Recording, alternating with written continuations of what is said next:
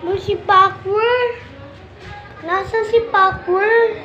Si Pakwer, yung alam ko na yung superpower niya, yung kapangyarihan. Ano naman yon? Sunog na itlog. Ha? Ayun na si Pakwer!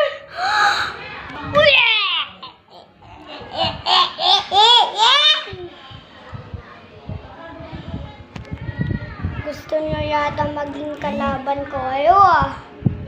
Sunog na itlog naman gusto nito. Ang sunog ang itlog, kaya niya gawin ang pampamatay. Kainin mo tong sunog na itlog! Di ako namatay, boy. Baka pampabuhay to. Buhayin mo kaibigan mo. Kung kaya mo. No, pre? Oo nga, sunog na betlog. Oo nga. Anong betlog? Mama, sunog na betlog daw. Tara, suntukin na natin. Sige. Tumingin ka dito.